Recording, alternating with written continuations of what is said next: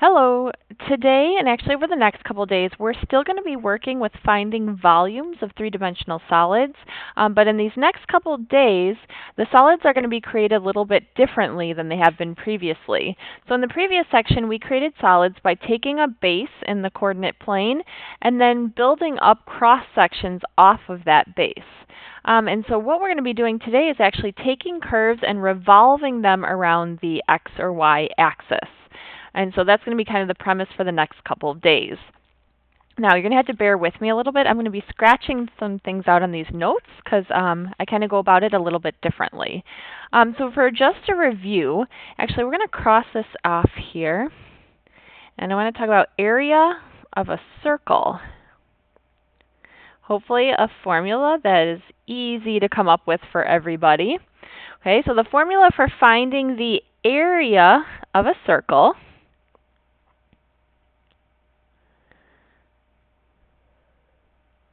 hopefully we all know is just A equals pi r squared, where r is the radius of the circle. Okay, and here's why we need to know that. So we're going to be finding these volumes of a solid of revolution. So here's the idea. Sometimes we can find the volume of a three-dimensional shape by taking a curve and rotating it around a given axis. So if I look at this example here, if I took this curve that I highlighted in purple, probably can't tell it very well there, but this top curve, and I rotated around the x-axis, I could find this three-dimensional solid. And the major idea here is that if I were to take this solid and cut really thin slices, kind of like we did with our cross-sections, but take really thin slices, what I would notice is that each one of those cross-sections would be a circle. So I'm going to make a note here. Our cross-sections, when we revolve around any axis, actually, our cross-sections are circles. Okay, so like our cross-sections, what we can do is we can imagine dividing this solid figure into circles. They're just kind of turned up on their side there. Okay, now if I wanted to find this volume of this solid, what we're imagining is finding the area of each of those circles. So finding the area of each circle and then adding them together. So going back here, if I could draw in infinitely many circular cross-sections, and if I added them all up, I would get the volume of that solid. So since we're adding, we know the most efficient way to do that is to use an integral. Okay, and what we call this the disk method, because each circle looks like a thin disk when we view it. So in other words, we're adding all these disks or those circular cross-sections to find the volume. So for our steps, the first thing we're going to do, and it's actually going to be very helpful for these problems, is to sketch a really good picture. Okay, and then we're going to draw in the other half of the solid, and we'll see examples of what I mean by this.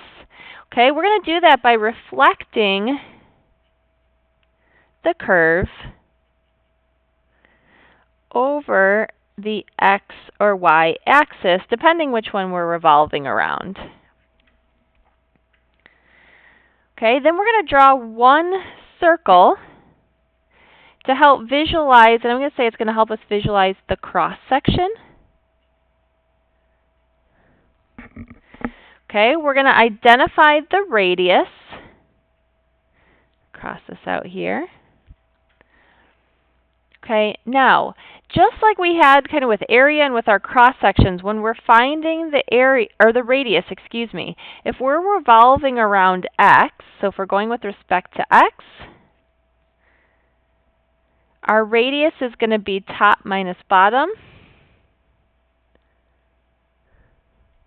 And if we're going with respect to y, or we're revolving around the y-axis, that radius is going to be right minus left. So really following what we've been doing already in this chapter. Okay, then we're going to set up our integral and solve. So let's take a look at what this looks like in some problems here. All right, so let me flip. All right, so this first one is a calculator question. So it's asking if we take the region between the graph of f of x equals 2 plus x cosine of x, and the x-axis over the interval from -2 to 2. Okay, so that's our region. So let's first get a picture of what this looks like. So I'm just going to sketch in -2 to 2. And obviously in my head I don't have a clear picture of what this looks like. So I'm going to use my calculator. Let's clear out what's in here. So I've got 2 plus x times the cosine of x. I'm going to graph that. And actually, to help me sketch it better, I'm going to change my window to go from -2 to 2.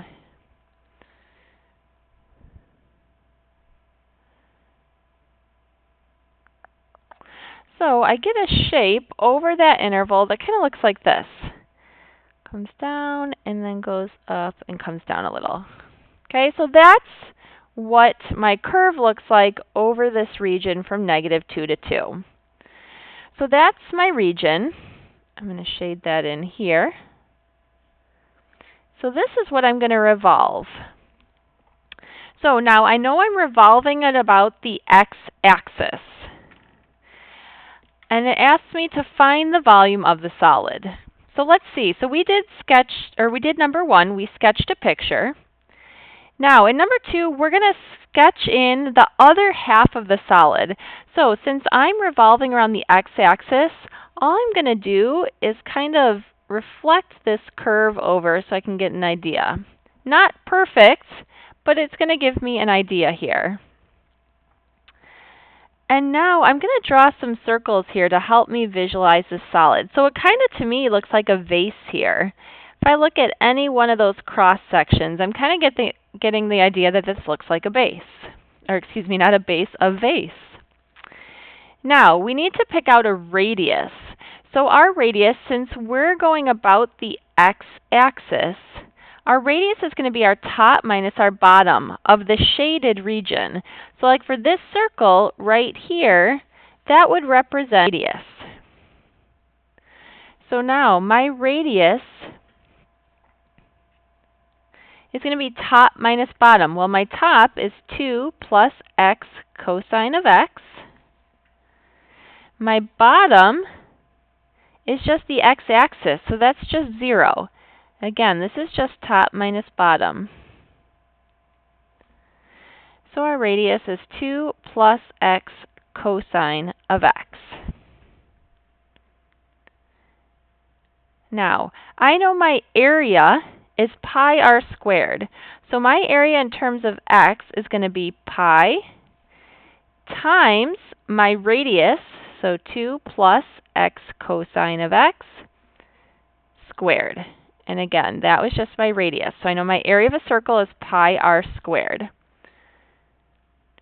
So now I can just integrate this. So this is the area of one circle. I know I need to add up the area of all of those circles, and I'm going to use my integral to do that. I'm going to pull my pi out front.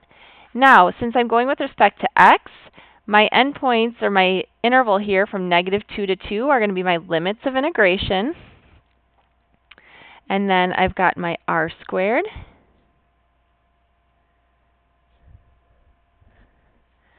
And then I have my dx. Now, I'm going to use my calculator to do this. So let's see, I'm going to quit here. See if I can get this in the screen. All right. So I'm going to pull my pi out front. Math 9, -2 to 2. 2 plus x times the cosine of x. I'm going to watch my parentheses, and I'm going to square that, and I've got dx. And it looks like my answer is 52.429.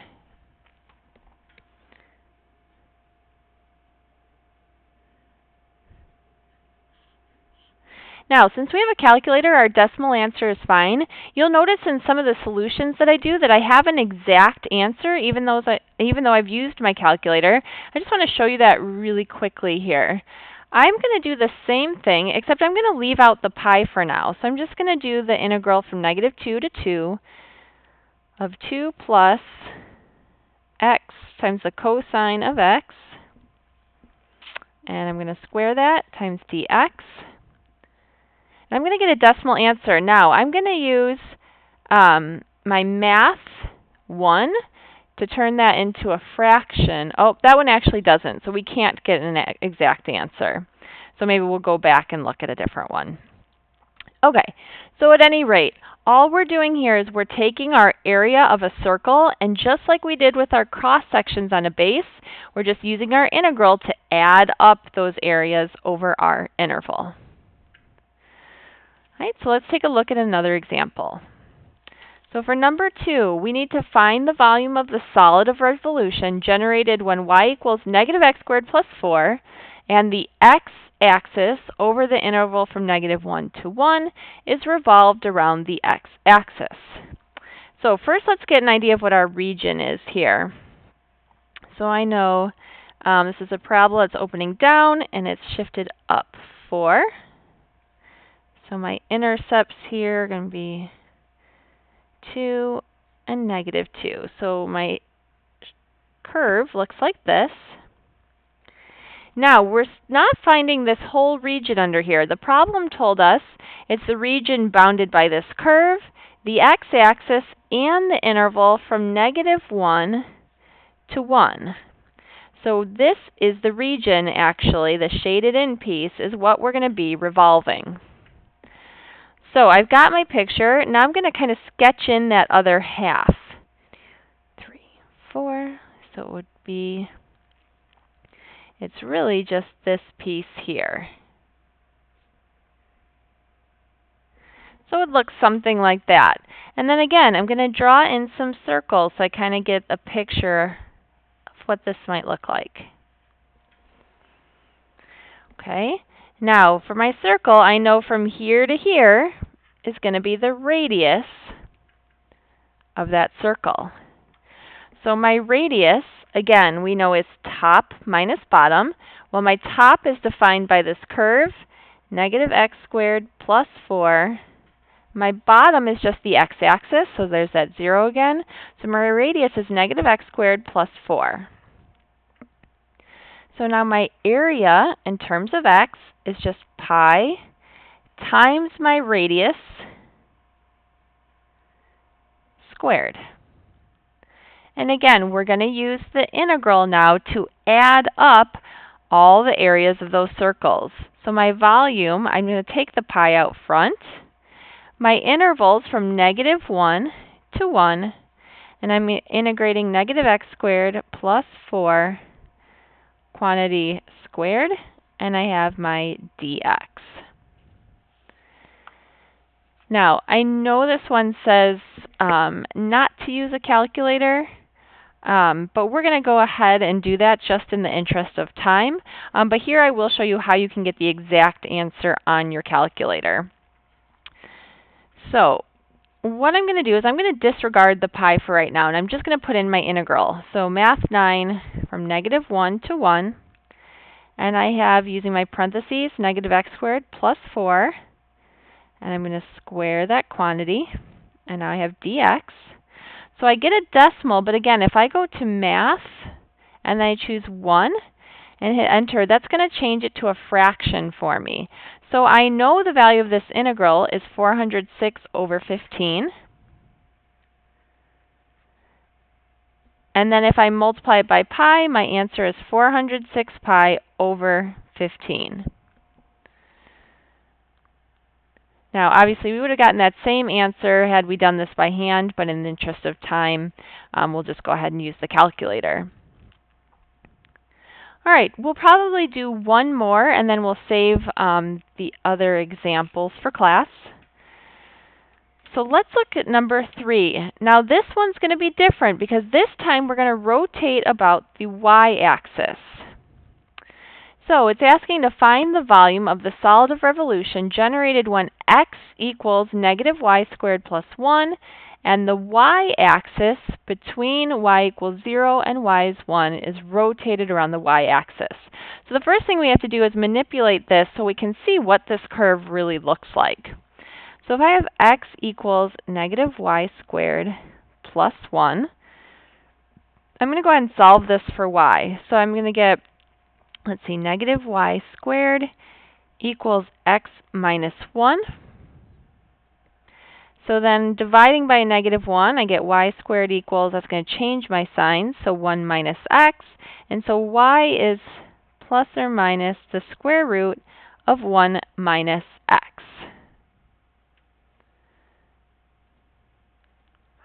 Okay, so now we can sketch our graph to see what's going on here. So this curve here,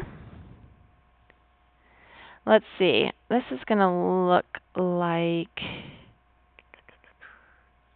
here.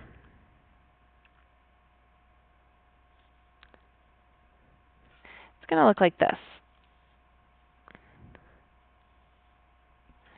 Okay. Now, I have to be a little bit careful with my region. So the problem's telling me it's generated by this curve, the area between this curve and the y-axis, and then just between 0 and 1. So really it's this portion just right there. Now, you'll notice I drew my cross-sections this way because I'm rotating about y. So now, there's the region that I'm rotating. So all I'm going to do is kind of reflect this here and draw in a few circles so I can see that this is what my solid is going to be right here. So now, let's see, our radius now, because we're going with respect to y, is going to be right minus left. So in our case, the right, well, that's our function here, is negative y squared plus 1. Our left is just 0. So our radius is negative y squared plus 1. So now my area, this time we're in terms of y, because we're going with respect to y, or about the y-axis. It's going to be pi times our radius, negative y squared plus 1, and we're squaring that radius. So now our volume is going to be pi times the integral. Now don't forget, we have to set our limits of integration about the y-axis here. So I'm going between 0 and 1. I have negative y squared plus 1, quantity squared, and I'm going to close that with my dy. So this one we will go ahead and do without a calculator. So let's see, before I can anti-differentiate here, I'm going to expand this. So I have the integral from 0 to 1. Let's see, this is going to give me y to the 4th minus 2y squared plus 1 dy. So now I can anti-differentiate it. I still have my pi out front. I'm going to have y to the 5th over 5 minus, let's see, this is going to be 2/3 y cubed plus y, and I'm evaluating from 0 to 1, so this is going to be really easy to work with. So now I have pi times 1/5 minus 2/3 plus 1. I'm going to give those all a common denominator of 15. So all the way down here now. So let's see, I have 3/15 minus, let's see, 10/15 plus 15 over 15. So 3 minus 10 is negative 7 plus 15. It's going to give me 8 pi over 15.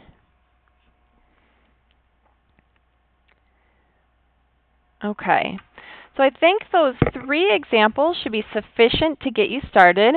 We'll use the other 2 if you'd like to see another one in class before you start your practice tomorrow.